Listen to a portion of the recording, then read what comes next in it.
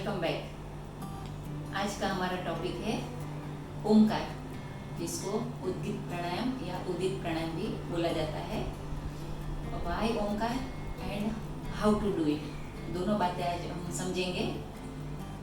ओमकार सबसे शक्तिशाली बीज मंत्र कहा गया है, और बीज मंत्र भी है और पूर्ण मंत्र भी है। अगर ओमकार करते हैं तो दूसरा कोई भी मंत्र करने की जरूरत नहीं है, उतना सबसे शक्तिशाली मंत्र उसको कहा गया है। और बीज मंत्र इसलिए कि किसी भी मंत्र को आगे ओमकार जोड़ने से उस मंत्र की ताकत कई गुना बढ़ जाती है। कोई भी मंत्र, जैसे ओम नमः शिवाय, या हम सूर्य नमस्कार के टाइम सूर्य के अगर ओम भानवे नमः, ओम मित्राय नमः, उस तरह से और भी उसमें बीज मंत्र डाले जा सकते हैं, बट ओमकार इज मस्ट उसके साथ में डालने के लिए। तो ओमकार का इस तरह से बड़ा महत्व समझा गया है। और सांस लेने की ध्वनि को भी ओमकार से समझाया गया है कि अगर हम सांस लेते हैं उस ध्वनि को महसूस करें तो सिमिलर टू सौ ध्वनि या ओ ध्वनि समझा जाता है, और छोड़ने की आवाज को म समझा जाता है। तो नेचुरल ओमकार या सोहम जप जो हम कहते हैं, सांस के साथ जुड़ जाने को भी प्राणाकर्षण या सोहम जप कहते हैं, उसमें भी ओमकार एक तरह से छुपा हुआ है। तो और सृष्टि का सबसे पहला आवाज भी ओमकार ही था, इस प्रकार ओमकार को समझाया गया है। करने की विधि इस प्रकार है कि ओमकार को जो है वो कंठ स्वर है, बट खाली गले से यानी कि कंठ से नहीं करना है, उसके नीचे से हृदय पूर्वक भी सिंपल ध्यान की प्रक्रिया में जाने के लिए कर सकते हैं। बट अगर हम पूर्ण ओंकार करते हैं तो नाभि से स्वर को निकालना होता है, इसलिए पूर्ण श्वास लेके नाभि से सांस छोड़ते हुए लंग्स से होते हुए कंठ तक आके फिर म से पूरा करना है। तो O longer ending with M, that is Omkar या उद्गीत प्राणायाम।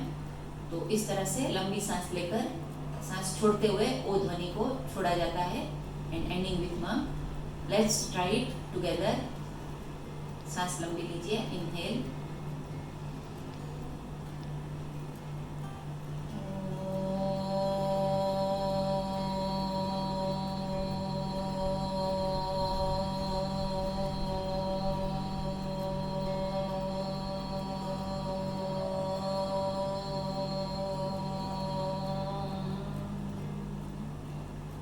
पेट के विकार दूर हो रहे हैं, फेफड़ों के यानी कि लंग्स के विकार दूर हो रहे हैं, कंठ के गले के विकार दूर हो रहे हैं। उस प्रकार से स्पाइन के आजू बाजू से घुमाते हुए नाद साधना भी इसको कह सकते हैं।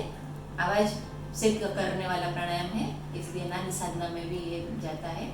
बट ओम इति एकाक्षरम ब्रह्म, एक अक्षर का ब्रह्म, अगर कुछ नहीं है हम ब्रह्म के बारे में कह सके तो ओम कह दिया तो सब बातें कह ली। इतना इसका महत्व समझाया गया है। ब्रह्म तक पहुंचने के लिए अगर कोई साधन है तो वो ओमकार है। तो जीव और शिव को जोड़ने वाला जो एक मीन्स ऑफ ट्रांसपोर्ट है, वो उसको ओमकार समझा गया है कि अगर मैं बाण हूँ तो एरो जो है वो ओमकार है, और लक्ष्य जो है वो ब्रह्म है। ओमकार को डेली प्रैक्टिस में कम से कम 3 बार, 3 से 11 बार करना चाहिए। तो कम से कम 3 बार तो जरूर करें। 5 मिनट खाली ओमकार करने से मन शांत हो जाएगा। ब्लड प्रेशर या डिप्रेसिंग फीलिंग या ऐसी कोई भी मन की अवस्था में भी फायदा होगा। सिर्फ बैठ के 5 मिनट ओमकार करेंगे तो इक्विवेलेंट टू मेडिटेशन, मन शांत हो जाएगा और ऑरा आपकी बेटर हो जाएगी। तो पीस ऑफ माइंड के लिए ओमकार जरूर करें। Thanks for watching.